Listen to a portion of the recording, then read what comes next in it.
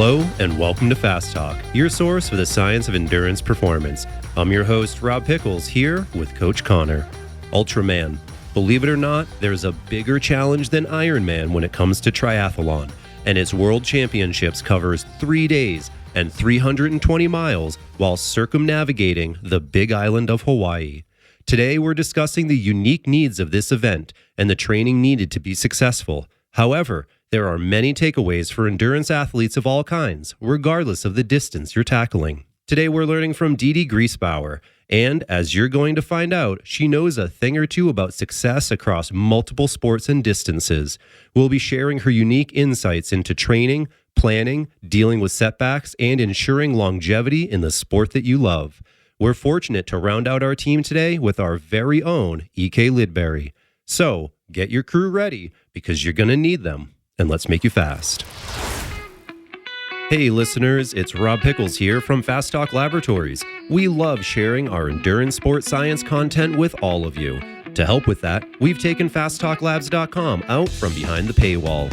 Now, non-members have limited access to our hundreds of articles, videos, and pathways from experts like Trevor Connor, Dr. Stephen Seiler, Alan Cousins, Dr. Andy Pruitt, Dr. Stephen Chung, and even myself. Head over to fasttalklabs.com to learn from our endurance sports science knowledge base today.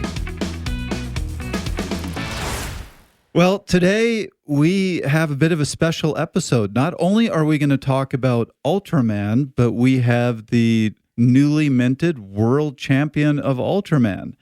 And very excited to dive into this, but just to give you an idea, we've all talked about Ironman, which your winner of that event is going to be about 8 hours, and it's pretty crazy. You do a very long swim, you do a 112-mile bike ride, and then you run a marathon. And that, compared to an Ultraman, is... Nothing, short. Nothing. Yeah, a little warm up. It's shorter. So, welcome, Dede. Well, thank you. Thank you for having me. And why don't we jump there first? Tell us a little bit about what an Ultraman is and why anybody is insane to even think about doing this. Well, Ultraman is essentially an ultra triathlon. I think a lot of people assume that it's sort of either a double Ironman or some sort of factorial of an Ironman distance, but they are truly distances all unto themselves. The similarity being that it does combine swimming, biking, and running. So the distances for Ultraman, it's across 3 days. Day one, we start with a 10K or a 6.2 mile swim straight into a 91-mile bike. That's the end of day one. We go home, we go to sleep. Real quick, that's day one, and you started with a 10K. I'm like, that's an easy run. And then she said, Swim. a 6.2 mile in swim. the ocean. And I said, swim. oh, we're in for a ride here. Okay, here we go. We've only just begun. Day one. So day one, 10K swim, 91-mile bike. Day two, 171-mile bike. And then day two is a double marathon. So if you add up the distances, for me as an athlete and anyone who knows me, it is the perfect distance because it's a longer swim than a double Ironman. It's a longer bike than a double Ironman, but it's just a double marathon. So it's a relatively short run, which is right up my alley. Wow. So Is that John, the first time part- anybody's ever said that on Fast Talk? It's just Just a double marathon. a double Just marathon. Do you even bother tying up your shoes? Yeah.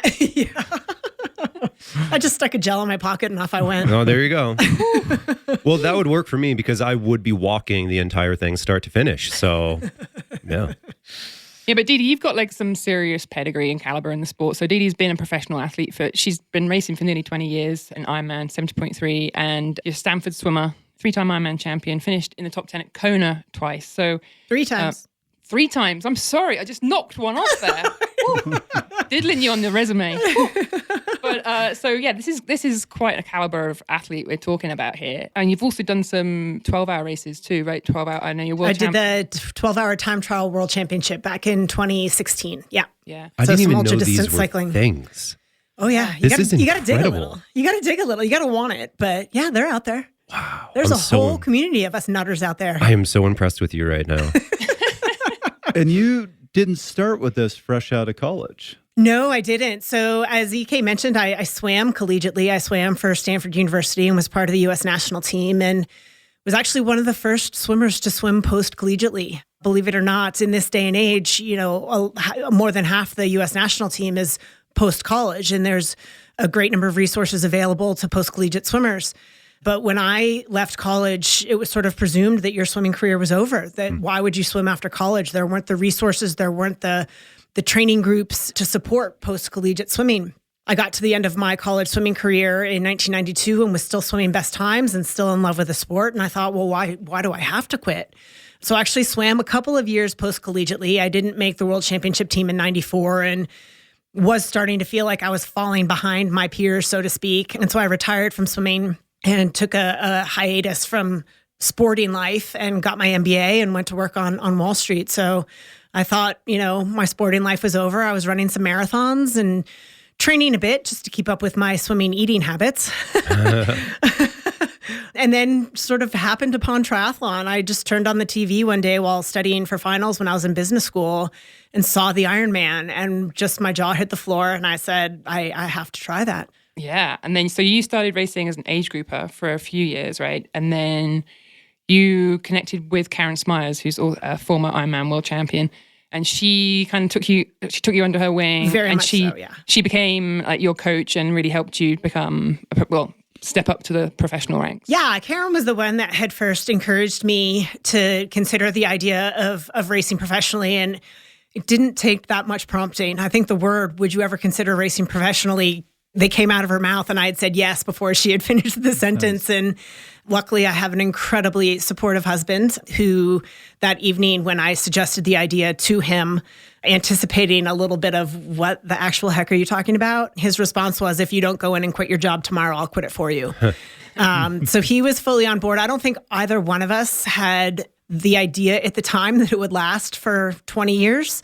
But it has. It hasn't all been, rainbows and butterflies and unicorns, but it's been a hell of a journey. And I think at the time we thought it would be a year or two and it would be this crazy story we could tell our friends in a bar one night, but it just one thing led to another and here we are. Yeah. And so, as we said, you obviously have had a great Ironman career racing across, 70.3 Ironman. But I guess for me, an interesting question is, why then the step up into like the ultra distance? Like what's the, a lot of people race Ironman and that is the holy grail, right? And you, especially if you race Kona. Sure. What was the allure? What was the pull to go race even longer than Ironman? I mean, the funny thing is that for all of my sporting life, both as a swimmer and as a triathlete, coaches have always said, Dede, you get better as the distance gets longer. As a swimmer, I was a backstroker, but somebody had the amazing idea one time to have me swim the mile, which is typically a freestyle event. But Dede, you get in and swim at backstroke. And I did, and I actually swam it really well, swimming backstroke, which is slower than freestyle. Made a U.S. national cut and swam national, qualified for the U.S. national championship, swimming the event backstroke. So I knew the physiology was there, that I noticed it on group rides with my triathlon team back in Boston when I first started in the sport, Team Psycho. We'd go out for a 3 or 4 hour ride and I'd have to hang on for dear life in the first hour. But I noticed the longer the ride went, I was moving further and further to the front of the group.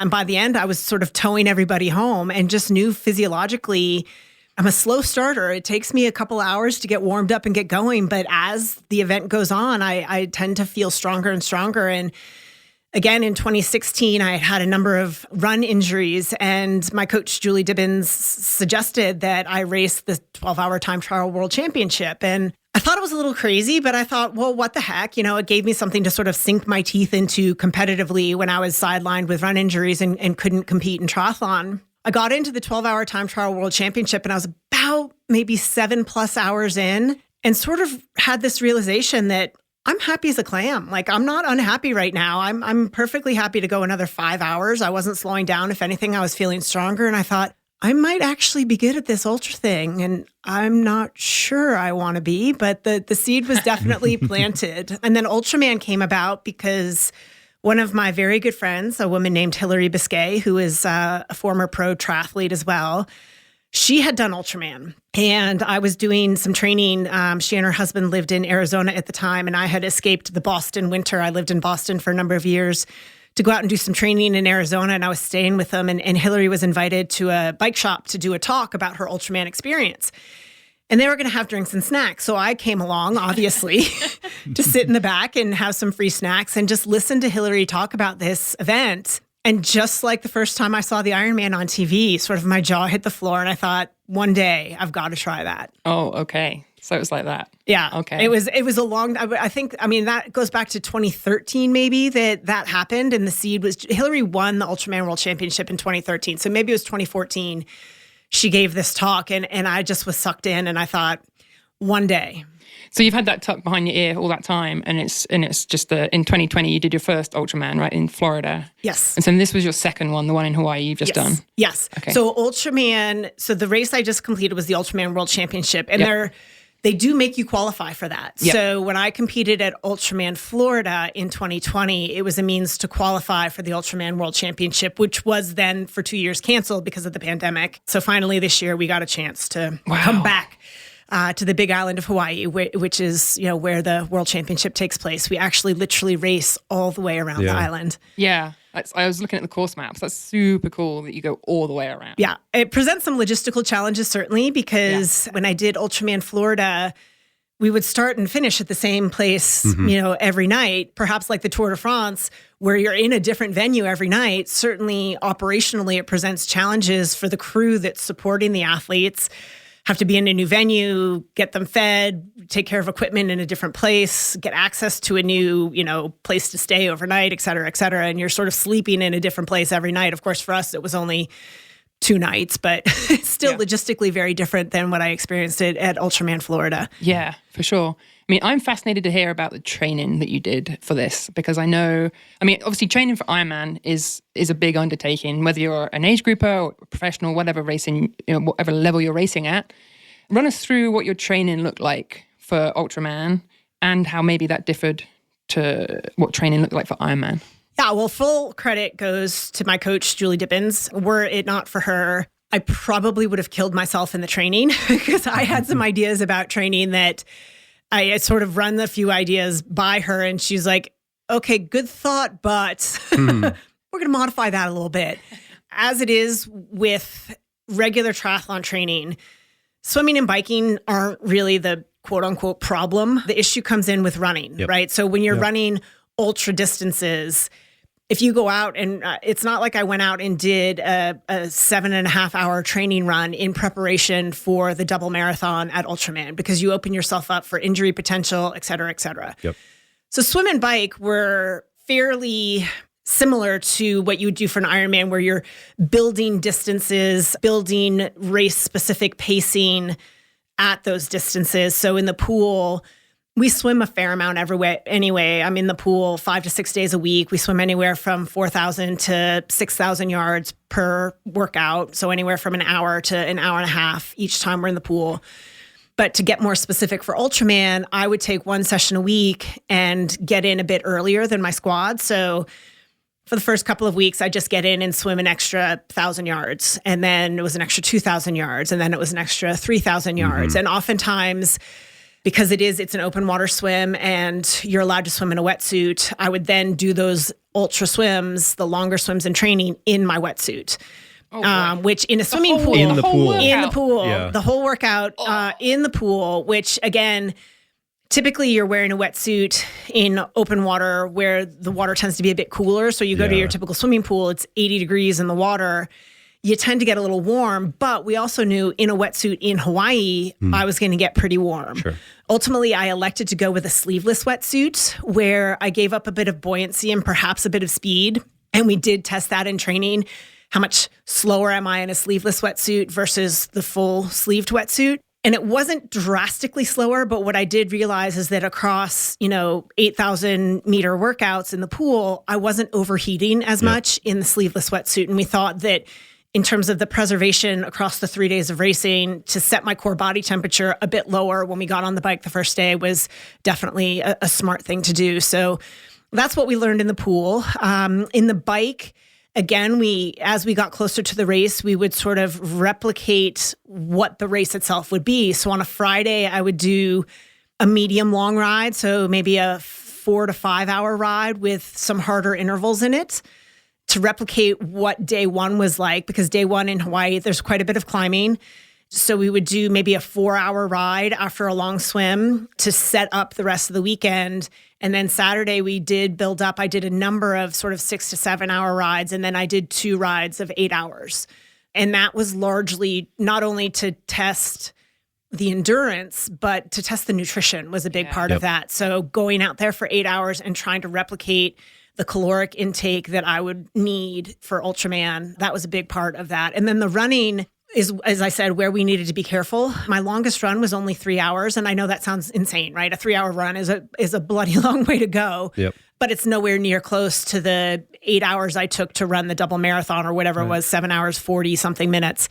But we would supplement. So I would go do a long run and then come home, change of clothes, and quickly go out and hike Sanitas for an hour and a half. Yep. Some days I just did a really, really long hike. I did a 4-hour hike, for instance. We did a lot of eccentric running to try to load the quads and get the legs ready for that. But from a mileage perspective, I came nowhere near running as far as I would run in the race itself. Dede, I also like to do some longer things. Not like you, let's be honest, but some longer adventures.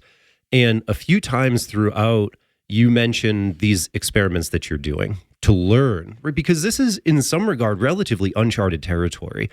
And I almost think those learnings oftentimes can be more important for success than physiology or increased training, right? The physiology of somebody who's going to be really successful at Kona is maybe not that different from the physiology of somebody who's going to be successful at Ultraman. What becomes even more important is, as you said, practicing nutrition. What works and what doesn't work. What works in the first hour might not work in hour 8 or on day 3. Sure. This wetsuit might not be the absolute fastest thing in the world, but it's really good for these other parameters. Your shoulders might have been a little bit less fatigued because of the increased range of motion as well. Those things are oftentimes the secret to success. And it's not necessarily always just about more miles, better intervals, lower resting heart rate, and all of these physiological variables. It's 100% about specificity of preparation. And that's a universal concept no matter what sporting event you're preparing for or what event in life you're preparing for. The specificity of your preparation, if you're going out to race a super hilly bike race, you're not best served spending hours and hours time trialing on a flat road, right? You want to get out and prepare in conditions and on terrain that is as specific as you can be in preparation for your event. And that's really what we tried to do, to the point where I actually went out to Hawaii and made a pretty significant investment, both financially and in terms of time. Yeah. I went and did a training camp out there in September on my own to sort of recon the course. I'd been to Hawaii 1,000 times, both to do the Ironman World Championship, for training camps. I do some commentary for Ironman, so I had been out there in a capacity as a commentator, and I've ridden those roads for the Ironman World Championship a bazillion times. But Ultraman is sort of everything but the Ironman course. So I went out there to get a sense of what I was in for, so that when I came home, I knew both days on the bike finished with sort of long climbs at the end. So all of my riding around Boulder, I would try to finish, climbing up to Jamestown or up to Ward. Obviously, I had to get down, so it's not 100% specific, but I would finish those 8-hour days with a big, long climb to try to replicate that. So specificity of preparation was really, really key. And I think that that's important both on the physiological side, but also on the psychological side. When you've done these long training rides and you know you can successfully do this big old climb up to Ward, come race day, come event day, you know that you have it as well. You're not second guessing yourself. Yeah. Well, there's a certain amount of second guessing anyway, because it's a pretty intimidating race to toe a line at. No matter how prepared you are, there's always nerves, right? But the nerves are good. It means you've invested. It means you care. Yep. But so I started that race, and I had said ahead of time to my coaches, what's going to make me feel most confident is to know that we have prepared so precisely. And we did just that, both through the training, through the nutrition. My strength programming changed a bit to prepare myself, a lot of eccentric loading, again, to prepare the legs for that kind of demand. Yep. It was all so specific in preparation for this event that it gave me a lot of confidence going in that I had prepared as precisely as I thought I could have, based on what I had learned from my first Ultraman and based what I had learned from my training camp out there in a few months ahead of the event. Right. There's another fun part of this that I think is part of the appeal and part of the allure of like ultra racing, whether it's triathlon, whether it's running, whether it's bike packing, and that is, You can be prepared. You can dial in all the details.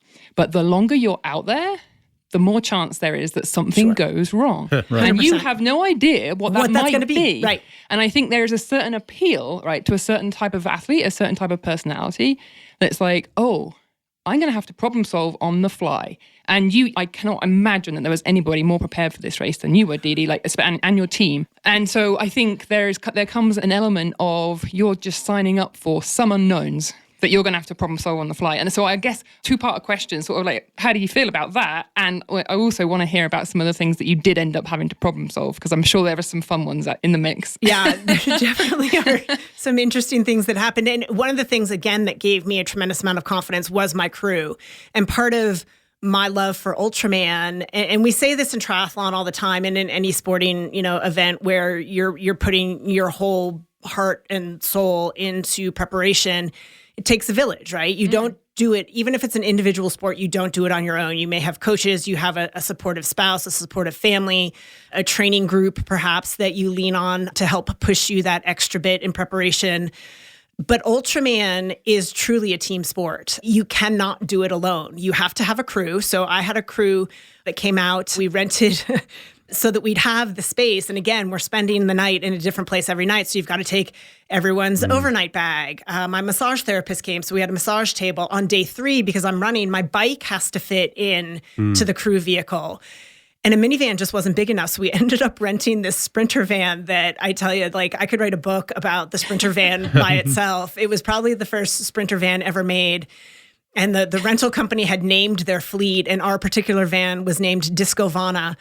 But she adopted a nickname during the race of Burgundy Betty. She was this color that we long debated. Was it burgundy? Was it mauve? Was it, it was this sort of weird, sort of pinkish purple, wine-ish colored vehicle, velvet cushions on the inside. I mean, it literally, we were afraid she wasn't going to make it around the island. And in fact, one of the things that went wrong, and with something I did not know, she had a soft rear tire that my crew literally, every time they stopped to give me aid, it was someone's job to jump on the bicycle pump and pipe up Burgundy Betty's rear wheel.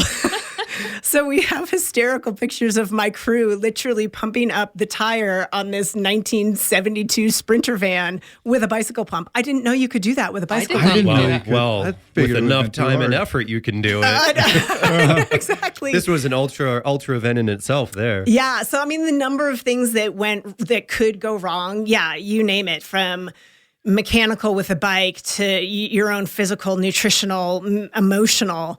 But the crew I had with me are people that I work with day in and day out in my training as a triathlete, and they know me very well, and they were just as invested. And we were, I hate to say it, we were the envy of every other crew. I mean, my crew worked with NASCAR-like efficiency, but they had so much fun doing. Every time the van went by, I could hear the laughter and screaming in the van, and I was like, I want to be in the van. Right. They're having so much fun in there. There were some very funny stories from the van. One of my nutrition items at the sort of the deep into each day, I relied a little bit on the Mexican Coke, right? Mm-hmm. And what we forgot was a bottle opener, right? Because they come in the little teeny glass bottles, and we didn't have a bottle opener. But Kate Ligler, who is my strength coach and was in charge of my nutrition, she tracked all of my calories and tracked everything. She went to open one of the Cokes to put it in a sport bottle with some ice for me. And she sort of wedged it in the door of Burgundy Betty and sort of flicked the cap off. Bingo, it worked. But then when she went to open the door, she had wedged the lock of the door and they couldn't get out of the van. Oh, no. Yeah, so they all had to funnel out through the front door of the van. So, I mean, a lot of these things just, again, super funny. But in comparison to some of the other athletes, I mean, some of the other athletes had pretty significant issues. One guy was unfortunately hit by a truck. He's fine. Somebody else had hit a bunch of gravel, wiped out of the race with a bunch of road rash. Somebody else's crew van that was like a 2019 minivan, like fresh off the line, they actually got a flat tire and had to get an entire new vehicle brought in. So you do have to be prepared for a lot of different things to go wrong. But I had so much confidence in my crew and their capabilities that I knew we would be prepared for most of the things that might happen out there. Yeah. Yeah. Sounds like it. Yeah. Well, that's one of the things I wanted to ask about. I'm really interested in the training for this because we've talked about Ironman before where we basically say, that's a low intensity event. It's not where you're going to have to worry about that 1 minute jump or anything like that. You're just kind of Depends on your physiology. I think an Ironman's a sprint. but Now I do. This is certainly, you're not going to be doing this at really high intensity efforts. It almost seems like this is as much about being able to get to the finish line as the pace that you're going to. I think you might be surprised. I mean, I think for a lot of people, and everyone's goals are different. And that's what's amazing about sport in general. I mean, you have a lot of people in an Ironman, the winners are winning these events in 8-9 hours, but you have 17 hours to finish the race. So that's a pretty wide range. And you have a lot of people that step up to the line at the start of the Ironman saying, for me, getting to the finish line is a huge win. I think you look at any professional and the expectation is that they're going to finish. It's how fast and how high up the rankings they can finish. And the same holds true for Ultraman. I think a fair number of the athletes went in saying, for me to finish under the time limits, and there are time limits, there's a 12-hour cutoff each day and each discipline. So the swim has a 6-hour cutoff. So if you're not out of the water before 6 hours, and they're great because they do allow you to continue. You'll just be an unofficial finisher. And quite a few people did continue despite being unofficial finishers. They were either unable to make the time cuts on previous segments. So everyone's goals are different, but there are a good number of us that towed the line at Ultraman prepared to race it, not just finish it, but absolutely race it. And so, yes, it's a different effort level, certainly even than Ironman. And my coach had given me, wattage targets on the bike. We had wattage targets for steep climbs, gradual climbs, flat sections, sort of a normalized power target each day. We had paces and heart rates on the run that I was not to exceed. And so there was a degree of, it is a controlled effort, but I absolutely was racing. Yeah, so I wasn't implying you weren't racing. I was saying it's racing it a different way. Like you said, it's a controlled intensity. You're not going out and saying, let's go as hard as I can and just see how it goes. 100% not. I have to keep it at this pace or I'm not going to make it to the end of this. I'm not going to make it to the, right. Ultra Exploration is an adventure cycling tour company created by me, Fast Talk Labs co-founder Chris Case. Ultra Exploration's journey are as much about finding joy as they are about changing people's perception of what's possible. When you explore with Ultra, you'll have a stunning, safe, and supportive environment for physical and mental transformation. You'll have opportunities to hone humility through challenge, and you'll have the freedom to test your limits while respecting your absolutes. If Ultra had a catchy slogan, it would probably go something like this: the assurance of adventure, the guarantee of beauty, the satisfaction of exhaustion. Prepare to be altered. Learn more about my favorite adventure destinations and start dreaming at alterexploration.com.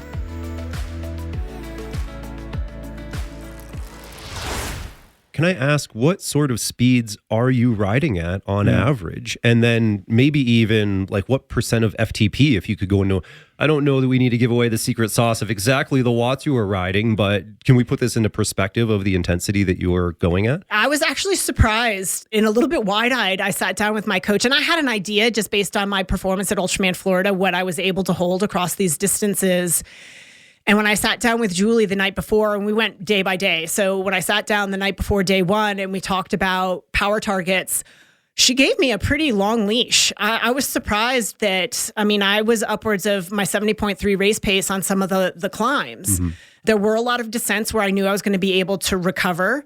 But on average, I think I averaged just below Ironman race pace for both days 1 and 2 and on a normalized basis. Yeah. So it was a lot harder effort that I was able to sustain. And a lot of that comes down to my nutrition. I learned a great deal between Ultraman Florida and the Ultraman World Championship, how to fuel that. And that is so much a part of it. And that's, I think, a big part of what makes a difference between kind of getting through the day and really attacking it and racing it in a controlled manner. But was the nutrition that I was able to fuel the effort and sort of sustain powers that I thought across that distance were pretty aggressive. Yeah. So you raced it around Ironman power? On a normalized basis, I was not far. I was below, but not far below Ironman race pace for both days. If everybody closes their eyes and visions the power duration curve, right? It starts and drops off very steep on the short durations.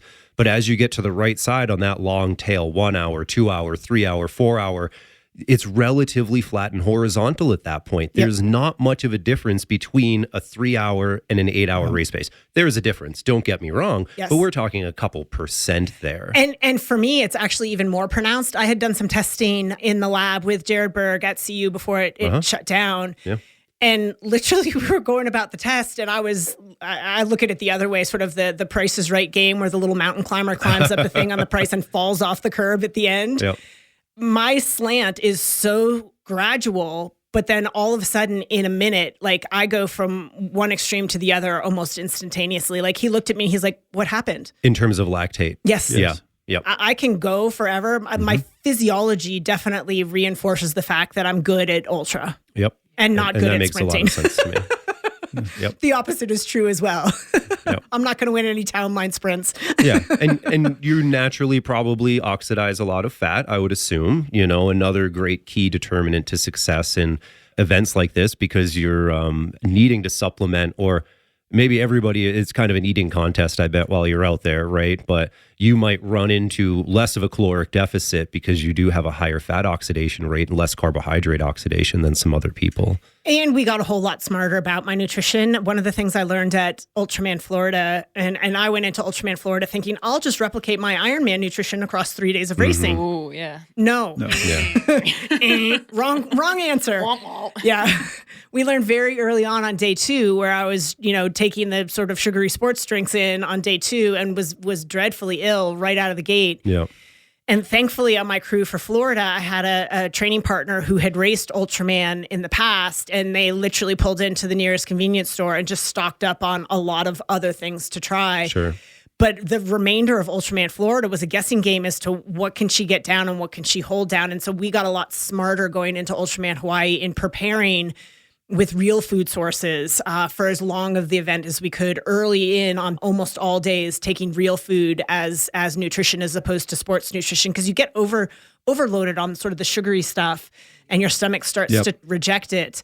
So to the extent that I could take real food, particularly on the bike in day 1 and day 2, so that day 3 I really could lean on the simpler sports nutrition type stuff was very, very important as well. And then another thing that we focused on, you think you get to the end of the day, you have your recovery smoothie, everything's good, going to go back, have dinner, get my massage, go to bed. No, we had a very specific nutrition script for once we finished. So every hour on the hour, I had certain things that I had to get down the hatch, because you're basically starting, the tank is empty and you've got to refuel so that you fill the tank up before you go to sleep, and it sort of depletes itself again to get ready for the next day. So very specific nutrition protocols for after the race as well each day. Something I want to point out is Ultraman in itself is a very unique event, but the takeaways that we have here are mirroring a lot of the advice that we would have for anyone doing events like this, multiple days of this 6 to 10 hours per day. It doesn't matter if you're bike packing around Iceland. It doesn't matter if you're doing Ultraman.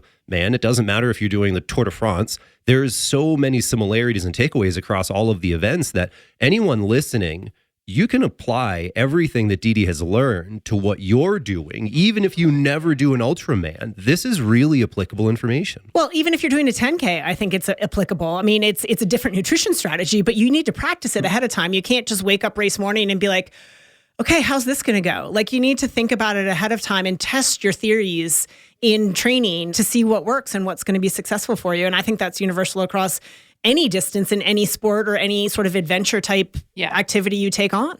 Yeah, I'm super keen to learn what you had on the menu for your nutrition. Because I know, like you said, you had the sugary sports drinks on and products on final day for the double marathon. But what were your go-tos when it came to real food? Again, I don't want to give away state secrets and all, Okay. but we had to go with things that were obviously pretty simple to eat. You can buy anywhere. Hostess donuts. Actually, no. But Oh, man. But good guess. Any jerky? Any boiled eggs? No, none of that. I actually used quite a bit of organic baby food, but not the vegetable kind. So like the blueberry banana oat and the plain banana. The only issue with those is that they're very difficult to open. You need 2 hands and a pretty strong grip to open them. So that's where my crew came in. I just had open baby food pouches at my disposal whenever I wanted. I spent a year of my life when my kids were young stealing their, and when you said the oat one, oh, it is so good. Stealing their food when I would go out for a bike ride. Yeah, it's great, and it's real food. Yep. I was mindful of the fructose because that tends to disagree with me when you overload on the fructose. They don't have a lot in it, but enough that we needed to use it sort of in moderation. So baby food was a big go-to, and that was tested a lot in training. Ironically, didn't work as well on the run, and that's why we went back to the sports-specific nutrition on the run, but the baby food on the bike. And the other thing that was a big part of our nutrition were King's Hawaiian rolls. I don't know if you're familiar with the King's Hawaiian roll, the sweet rolls. They taste really good. They're super mushy, so you can sort of grab it and squeeze it into the palm of your hand and make it into just this little like tightly, and it's sort of I could hold on to the aero bars and hold on to the roll at the same time and just sort of take a bite and go back to my bars and take a bite and go back to my bars. And the other thing that's great about them is that when you take a sip of water with a bit of King's Hawaiian roll in your mouth, it just melts. Wow. It absolutely just melts. Because one of the things I learned at Ultraman, Florida, is that I don't do well chewing when I'm working. Yep. Yeah. So on the bike, I can't do solids. It's got to be something that's sort of easy enough to sort of chew and digest. I can't chew it a lot. It was just too much. And certainly running, there would be no chewing. So those were two big food items. There were a couple of white chocolate macadamia nut cookies and a few Pop-Tarts. I'm going to say, a few Pop-Tarts. Staples, yep. Pop-Tart is like ultra anything winner, I think. You know, the Pop-Tart is just something, and I talked about this with my nutritionist, Andrew Dole, quite a bit. And when I roll into a gas station in the middle of a long ride, my go-to is usually like a Coke and a Pop-Tart because it's a treat. Like hey, you're halfway through your long ride. What do you want to do to celebrate? Well, I want to eat a Pop-Tart and drink a Coke. And so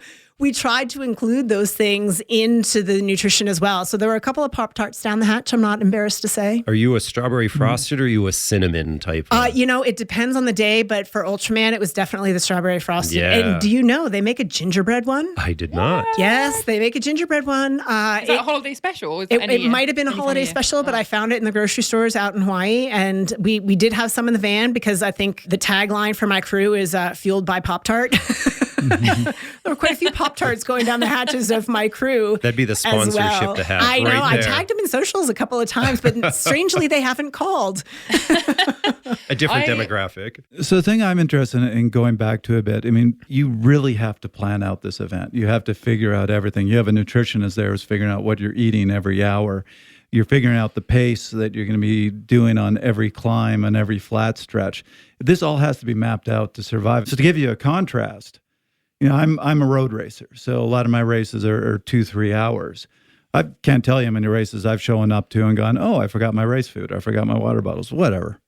And you just go and do the race, and all you're worried about is making that break or whatever. You can get away with I don't plan this out perfectly because it's 2 hours. You might feel a little worse at the end of the event, but you're going to be fine. Yep. But here, you do that, you're not finishing. The mistakes get magnified the longer the distance gets, certainly. You can rock up to a 5K and skip breakfast entirely, right? And run your 5K and be like, well, that wasn't ideal, but how much did it really hurt me, right? Not that much. Take that to a half marathon. You're probably going to get hurt if you don't eat breakfast, if you forget your bottles, if you forget your sports nutrition for the race. Probably going to hurt you a little bit more. You get to a marathon, that's even worse. Now take it across 3 days. Yeah, the mistakes get magnified. And again, going back to things like the decision on the sleeveless wetsuit, it wasn't necessarily, I probably would have swum slightly faster had I worn my full suit. But I thought across 3 days, the better dividend would come from keeping that core body temperature down. So a lot of decisions are made not in the context of what's going to make that segment the fastest, what's going to make that day the fastest, but what's going to give me the best chance to have my three best days. Exactly. So every decision is made in the context of a 3-day event. Yeah, you're kind of looking at the big picture, like the longer lens view versus just trying to hit the fastest times. And How does this translate into your training? Is this something that you think about in training, that you work with in your training, of not only doing the intervals right, getting out and getting the time on the bike or running or swimming, but also how do I make sure I get through this most effectively so that tomorrow I can train well? That was at the forefront of my mind and sort of my theme. And I did a lot of my preparation solo. My squad They were all preparing for the Ironman World Championship and different events. And so I was doing a lot of solo training. In fact, almost all of my bikes and runs from September 1st until the event were done alone. And so my mantra in my head became, just because you can doesn't mean you should. Yep. So I would get to the end of some of these super long rides and have the climb to finish and be like, hey, I got a lot left in the tank. I'm just going to go for it on this climb and see what I've got in the tank. No, because I'm thinking I've got a 3-hour run and a 90-minute hike tomorrow, and I don't want to jeopardize my performance tomorrow just to see what I can do on this climb today. So it did take a lot of patience, and especially when you're alone and your coach isn't there sort of finger wagging saying, no. So literally throughout a lot of my preparation, just in the back of my mind, just because you can doesn't mean you should. That takes an enormous amount of discipline, because especially athletes, I think you can be wired to, when you're feeling good, you want to press the go button. You want to make hay while the sun is shining. Right. And to a certain extent, there is a lot of balancing of that in that, yes, we took day 3 in the run, and it starts with the first 17 miles are largely all downhill. And so you take that in the context of the overall day, and yeah, your pace is going to be slightly faster because you're going downhill. But in the back of my mind was, this race does not start until I get up onto the Queen K, which is about mile 18, 19. So even though I wanted to take advantage of the fast downhill sections, and when we started, the field literally ran away from me. And it's something that I had practiced mentally with my sports psychologist. And the good thing is that I do it in training all the time because my entire squad runs faster than I do. So the start of any group run, they all run away from me. And it makes you feel a little panicky, like, oh my God, I'm not good enough. I have to go. But because I had sort of experienced it in training every single day, at the start of day 3, a lot of the field just went. You start with this glorious downhill section, and everybody was running so fast, but I was like, race does not start till you get on the Queen K. And I just kept telling myself this. And by the time we even got to the Queen K, I had reeled back in 4 or 5 people and was in, I think, 4th place overall, which is where I stayed for the rest of the day. So a lot of people go out too fast. And even though it feels good, my goal was, yes, it feels good. Appreciate it now and make it feel good for as long as you can. Just because it feels good, don't milk that. Let's see how long you can make it feel good. So hold back, if nothing else, through this downhill section so that the feel good bit can, last longer when you get out onto the Queen K. And that's a huge mistake that people make. If this feels good now, I should do something to really take advantage of it. And it's like, no. It's a delicate balance. It's a delicate balancing act for sure. And it does require, I have learned a lot of patience. And EK's trained with me before. She knows that doesn't come easy for me, but it taught me a lot of patience. Yeah, and I think this leads nicely into, I was going to say, like, this is obviously about discipline. It's about patience. It's about smarts, right? A lot of this that you're talking about, you only get to when you've been doing a sport or you've been training for as long as you have. I think this isn't something that the young whippersnapper just pops up and, there can be too much enthusiasm. There can be too much of, yeah, I feel great, let's go. I think that you learn it, and there's partly an element of nature and nurture here too, but Dede's learned it. But you have to have that discipline. You have to have that patience. And I think that takes us nicely to the topic of age, right? And experience. Yeah. Longevity. Sorry, Dede. How about Dede, longevity? Dede winced then when I know. Yeah. Oh, man. I knew it was coming. I had this sneaky feeling. I was going to be the nice one and raise it since we're both early 70s children. So. Yes. Sorry, I thought you were going somewhere else with that. I'm not embarrassed to admit I am older than Burgundy Betty. I am older than our Sprinter van. Absolutely. No, it's a thing. And it's funny you say it, EK, because I was thinking about it this morning. I don't want to say it's bothered me, but when I'm in the middle of a race and I go through a timing mat and one of the announcers is there and, through the halfway point of the marathon, it's 52-year-old Dede Griesbauer. And it started to sort of bother me that the most interesting thing about me was my age. That's all they'd say. That's not true. I'd finish. They'd be like, and can you believe she's 52 years old? And I really, going into Ultraman, was like, I just want to give them bloody something else to say other than I'm 52. Now they can say world champion Dede Griesbauer. And maybe 52 comes after that. It'd be 52-year-old world champion, unfortunately.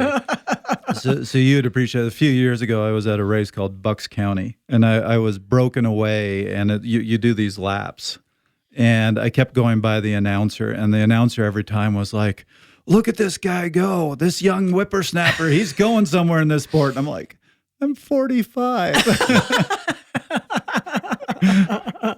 Yeah, I don't want to take away from it. And you know this, EK, from just our conversations off the side. My biggest pet peeve is when people say that age is just a number. Because it's not. Age is a really, really real thing. But I think what I'm seeking to prove is that we can be successful in spite of age.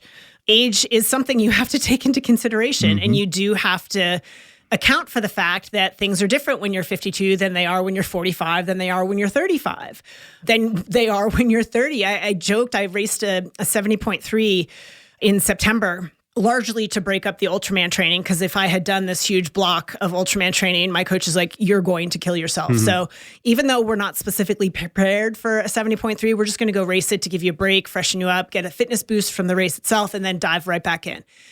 So I went to Augusta 70.3, had not a very good swim, and I was back a couple of minutes from the lead pack of women on the bike. And again, I could see them, and the thought popped through my head, just because you can doesn't mean you should. I thought to go after them on the bike, and little by little I did. I reeled them back in. And as I passed the group of 4 at the front, and I at first I thought, well, maybe I'll just sit in. I've caught the lead group. And I was like, I'm still feeling good. I'm just going to go. And I rode past them, and I thought, I'm old enough to be your mother. And it feels good, right? It feels good because I am finding success in sport at an age where most people think you have to be done. And I just think the same way I thought when I was in college, when I graduated, and everyone's like, okay, well, your swim career's over. I'm like, why does it have to be over? Yeah. Why, when you turn 45, 46, 47, does your sports career have to be over, even as a professional? So I think I'm redefining what success is. I'm never going to win the Ironman World Championship, but the fact is, when I came to the sport as a professional, I didn't necessarily think that was going to happen when I got into the sport. I just wanted to see how good I can be. And now at 52, I'm finding I'm in a lot of ways better than I was when I was 35. Right. And you're setting personal best wattages on the bike, and same in the pool and same in the run. So it's like, yeah, you're proving right there that you can keep doing it. You can keep pushing those barriers. What age is doing is it's forcing me to be more thoughtful. Yes. It's forcing me to be more thoughtful in all of the details. I think, when I was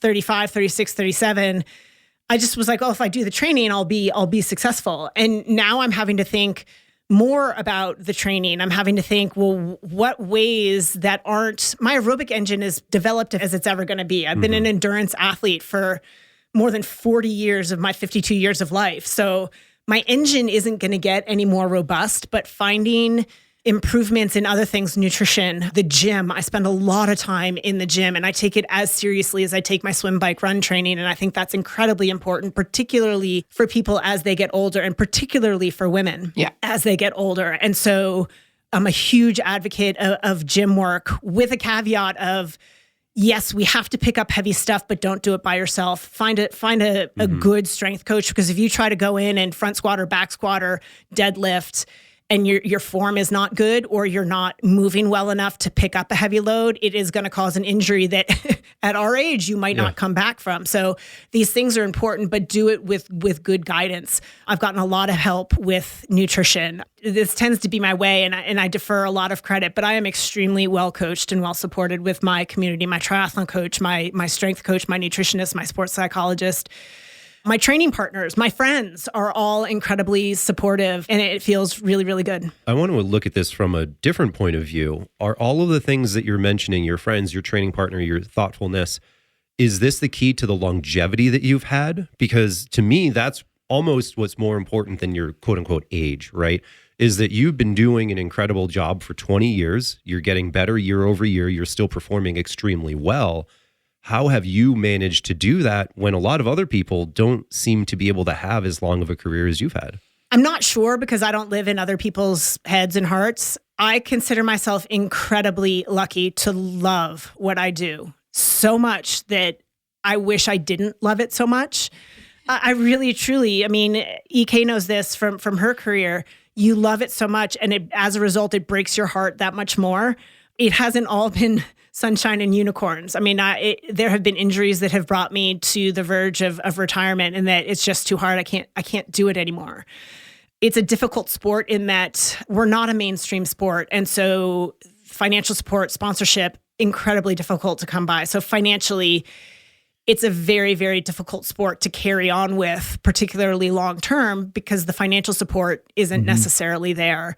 But I love it. I absolutely love it. And, I said to my husband after Ultraman, once you're done forever, right? For me, anyway, I would not come back and race as an age grouper. I think it's great, people that do, but I think, part of what I love is pushing the edge and pushing the boundary. And I think once my turn is up, my turn is up. But I want to make sure when that turn is up that I've gotten everything out of it. And I still feel like there's more to be had. And I just love what I do. So I think in addition to the fact that I'm a part of what motivates me to be smarter and make these smarter decisions as I get older and to really dive deep into the details, to go to bed at 7 o'clock at night and sleep for 9, 10, 11 hours a night because you need that, recovery, particularly as we get older, to pay attention to those type of details.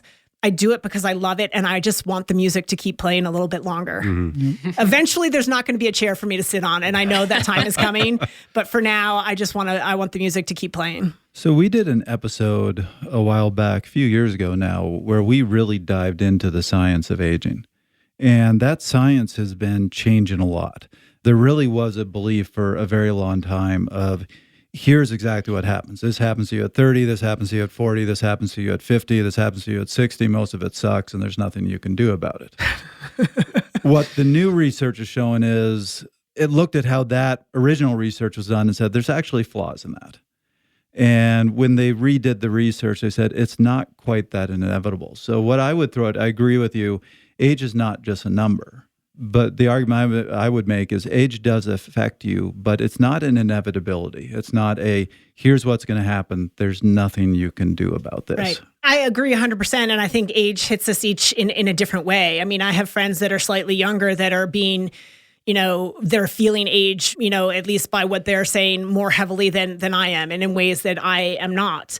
I think there's something to be said that I spent the first 24 years of my life as a swimmer. I wasn't coordinated enough to do anything else. I think swimming above most other sports builds that endurance engine. It builds the endurance engine, but it also mitigates the pounding, right? I wasn't playing soccer, so my knees are okay. I wasn't putting the wear and tear. I wasn't a cross-country runner, right? So I didn't start professional sport until I was 35. Most people are thinking about retirement by their mid to late 30s from at least endurance professional sports, where 40 seems to be this sort of tipping point where if you're over 40 and racing endurance sports, you're pushing it. I didn't start till I was 35. So I think all of those little things inadvertently, being 52 for me is different than being 52 for somebody else. Yep. And I think some of it's genetic. Maybe I just have the genes that for whatever reason, I am able to sort of keep going with this right now, but I also have the heart for it in that I choose to keep doing it because it's not for everybody. It is in so many ways incredibly thankless. And yeah, I can sit here and say I'm a world champion, but in the same breath, I can say, and so what? Right? What difference does that make? It really doesn't make any difference at all in terms of my career going forward. It's not like this windfall of, oh, now I'm made. It's like I won an Olympic gold medal and the phone just won't stop ringing. No, it's not. That's not the case, right? So you're stooping to these low-level podcasts. I have the heart to keep going because sponsorship's just around the corner. It's just around the corner. Yeah, the phone just won't stop ringing. I just love what I do. I love it, and I think that speaks as much to my longevity as anything. Yeah, and I think what I'm hearing you say is, and I think and I can definitely relate to this too, is I think in your 20s and 30s when you're training, you can simply turn the boxes green on Training Peaks and you get fitter and you get faster and it's all great and fun and cool and you go to a race and you show up and you podium, whatever. As you get older in your 40s and your 50s, all those other things that sit around the periphery of training, sleep, nutrition, strength, body work, I know that you're meticulous about that. Like all those other things have to be so dialed. And if you let one or two of them slip, it's like, you're going to start seeing the inconsistencies. Yeah, the demands for perfection are a lot higher as we get older. And that's not to say I'm still not perfect. So that's what makes me excited, and that there's more for me still to learn about how to keep pushing the envelope in spite of age. Oh, so that leads me to the next question then, which is what's next then? If you're still pushing the envelope. I'm still pushing it's funny. At the awards for Ultraman, they said it's kind of a cool awards celebration because every athlete is invited. They get 3 minutes on the mic to say whatever they like. Thank their crews, thank their families, tell funny jokes about their experience out on the course. And before I got up to give my 3 minutes, the race organizer said, "We never give away free entry, but because you broke the course record, if you want to come back and play again next year, your entry will be free." And I stood there and I looked them in the face and I said, "Oh, hell no." Oh, no. Oh, I thought you were going to say, "Oh, hell yeah." No, it's funny. I look at this event and I think, I don't know what more I could have done out there. To go back, there's a couple of things that didn't go right. And I'd love the swim course record, but conditions weren't right for it on the day. But who's to say next year they're going to be any different? You can't control that. The undertaking, it was everything I wanted from this experience, and I don't want to mess with it. So I kind of think that story's been written, but I won't say that there aren't other stories I'd like to still write. I'll leave it at that. Cliffhanger. I think you can go bigger. Super duper Ultraman. Well, there's like a Decaman, believe it or not. There's 10 days an Ironman every day. And then there's like one by where it's like a 1 by Decaman where it's 10 times the distance, but straight in a row. You sleep when you can type things.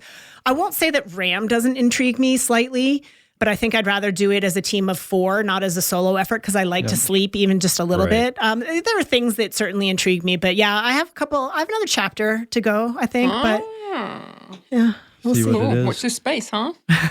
Watch this space. Little eyeball emoji. So this is a special episode, so we aren't going to finish out with our normal take-homes, which is your one wisdom to share. But so we've kind of hinted at this. Those of us who are a little older tend to be a little wiser, a little better looking. Where is this going? Let's start this over. He was looking at me, but in my head, I'm like, dude, I'm 40. I feel old as it is. So he's obviously not talking about me. He just looked at you as if you're the young pup. That was definitely directed at you. Right. I think you are the young pup here. Well, I am here because you guys are all so old. Are you younger than me? How old are you? 42. Oh, I got you beat. The big 4-0, girl. Oh, gee. Coming in this February, I'll be 41. I'll be catching you. We'll give Rob a lollipop February when we're done. On February 19th. Big month.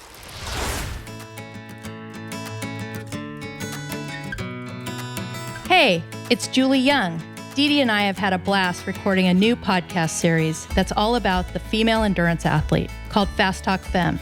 We've had an amazing experience sharing knowledge and gathering with experts like Dr. Dana Liss, Jen Saigo, Dr. Emily Krause, and Catherine Cram to talk about the female physiology. We're looking forward to empowering female athletes and their coaches with the best evidence-based information available to enhance and improve their performance. We begin releasing episodes this January, so be sure to come back for this pioneer launch. So, getting back to it, you have done something very unique. You obviously have really dialed this in and figured it out. So I'm very interested in, with 20 years of experience in a lot of really unique and interesting sports, and obviously a lot of success, any wisdoms that you would have to share with our audience? Honestly, just love what you do and surround yourself with the best people that you can find and follow your heart. I've traveled the road less traveled for sure, and I've learned so much and had such a great time that I have zero regrets, but I've had a lot of help along the way. So find your passion, surround yourself with excellence, and go for it. Well, it was great having you on the show. Thank you for having me. And a huge congratulations on not only finishing, but winning such a tough event. Thank you so much. That was another episode of Fast Talk. Subscribe to Fast Talk wherever you prefer to find your favorite podcast. Be sure to leave us a rating and a review. The thoughts and opinions expressed on Fast Talk are those of the individual. As always, we love your feedback. Join the conversation at forums.fasttalklabs.com or tweet at us with @FastTalkLabs.